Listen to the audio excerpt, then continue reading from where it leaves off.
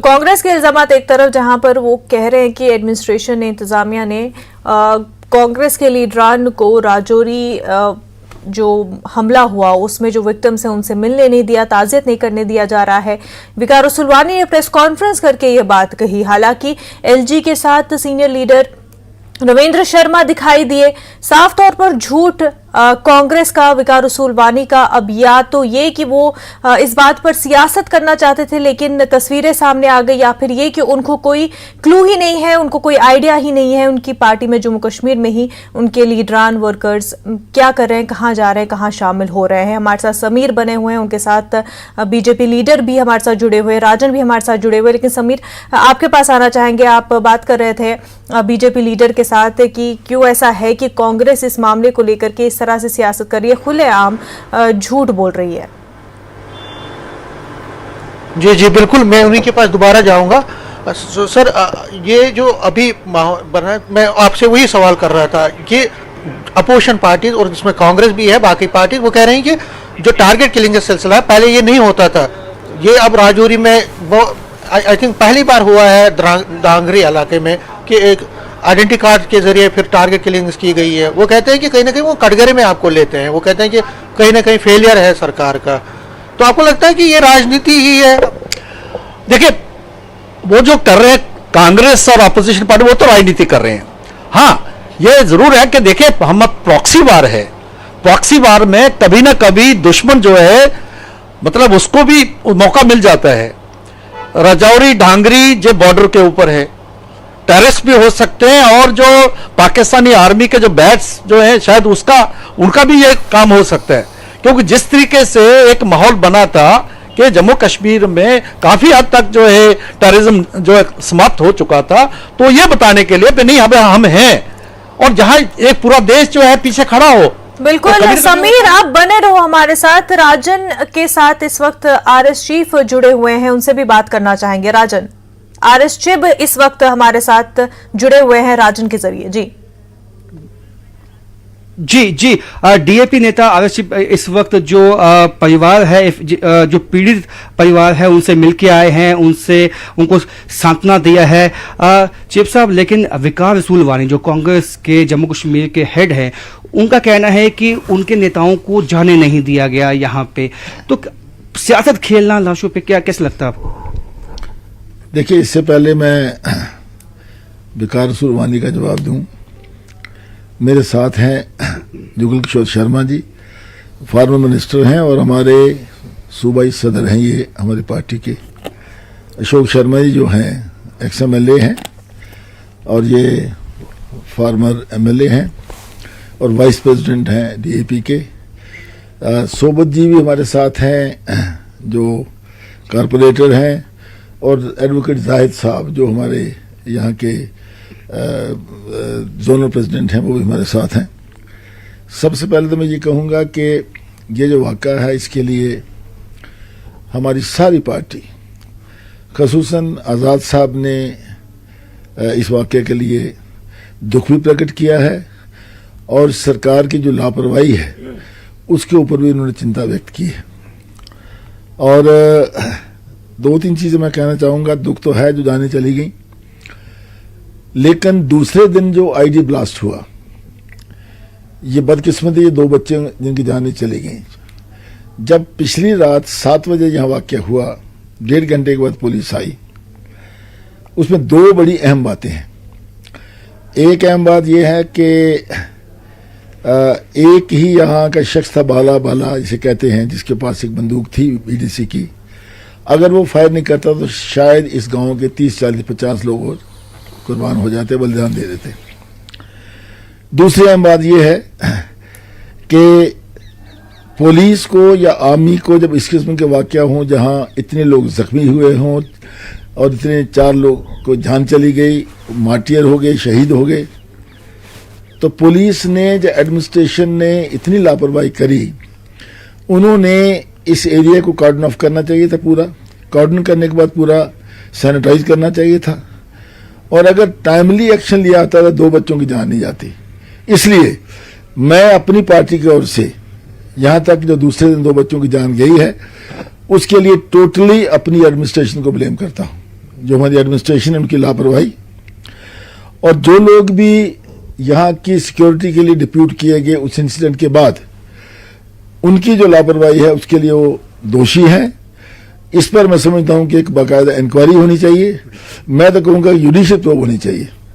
I demand there should be judicial probe to find out what happened, why have they not sanitized the area, why have not they taken the proper action and all that। साहब, लेकिन इसके साथ साथ अहम सवाल ये है, आप तमाम नेताओं के साथ यहाँ पे पहुंचे हैं, आपको क्या रोका गया? और जब रविंदर शर्मा जो उनके स्पोक्स पर्सन है कांग्रेस पार्टी के, वो उस दिन मौजूद होते हैं डांगरी चौक में जहाँ पे प्रोटेस्ट होता है, उसके बावजूद विकास रसूलवानी का ये कहना है कि उनके नेताओं को जाने नहीं दिया गया, कैसे देखते हैं आप?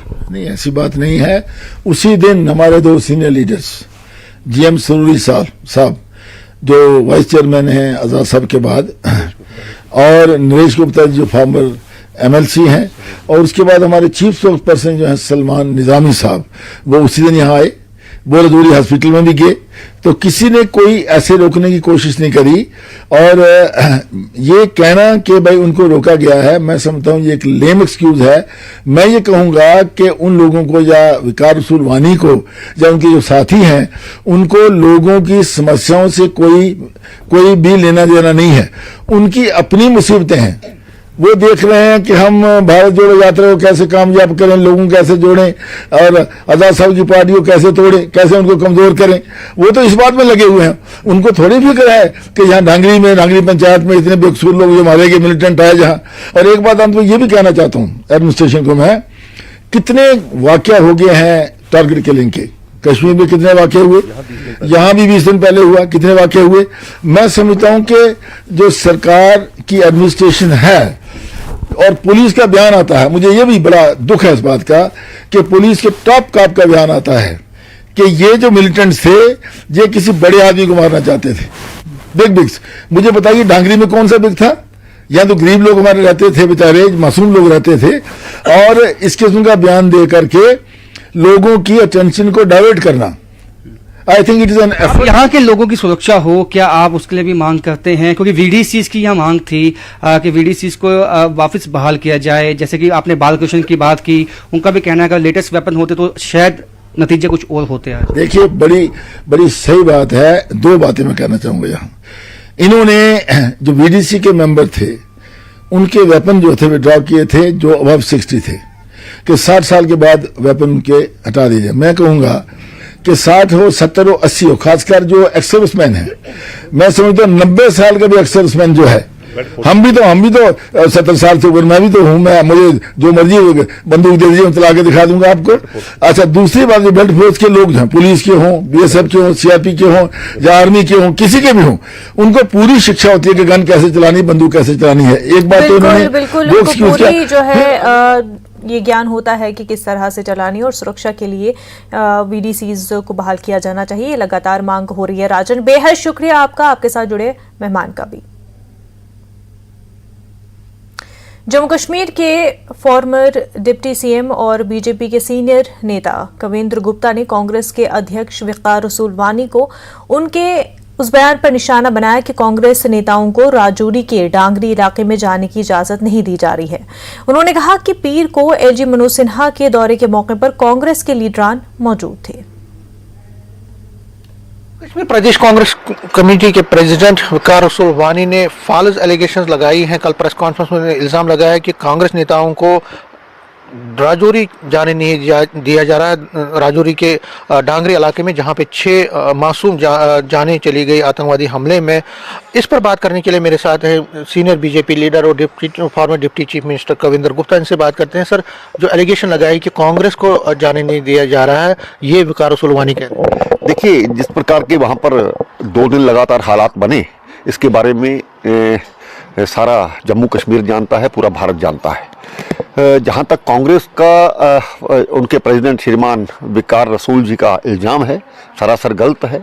तो मैं तो ये कहना चाहता हूँ कि स्थानीय जो भी नेता रहे हैं, और ख़ास करके कांग्रेस के एक बड़े नेता श्रीमान रविंदर शर्मा जी, जो चीफ स्पोक्स पर्सन है कांग्रेस के, वो वहाँ पर मौजूद थे।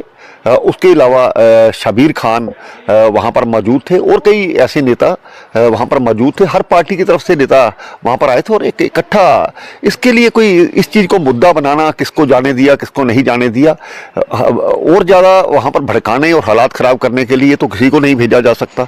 लेकिन पहले से ही कांग्रेस के नेता वहाँ पर मौजूद थे। इससे समझना चाहिए कि बिना किसी कारण से इस प्रकार से लाशों की राजनीति भी ये करते हैं, ये गलत है। तो आपको लगता है कांग्रेस की राजनीति है ये चीप सस्ती राजनीति है और इस आतंकवाद पर ये सियासत करना, आतंकवादी हमले पर सियासत करना कहीं ना कहीं उनकी फ्रस्ट्रेशन है? बिल्कुल, कांग्रेस के पास कोई मुद्दा नहीं है, कांग्रेस के पास कोई सोच नहीं है, और खास करके जम्मू कश्मीर में जो हालात बने हैं वो कांग्रेस की देन है।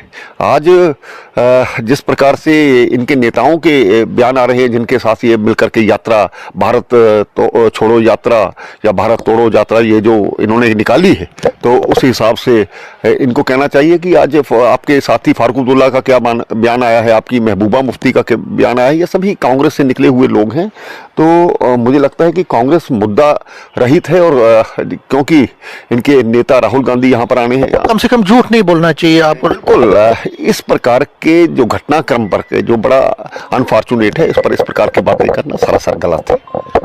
तो ये थे कविंदर गुप्ता, बीजेपी के सीनियर लीडर साहब कह रहे हैं कि वहाँ पे एलजी जब आए थे मनोज सिन्हा, वहाँ पे रविंद्र शर्मा थे, बाकी लीडर थे, और इस तरह से राजनीति करना, इस तरह से इल्जाम तराशी करना, फॉल्स एलिगेशन लगाना, ये बिल्कुल गलत है। और कम से कम आतंकवाद के इशू पे, आतंकवादी हमले के इशू पे कोई राजनीति नहीं होनी चाहिए। कैमरामैन आशु के साथ में समीर भट्ट, न्यूज़ 18 जम्मू।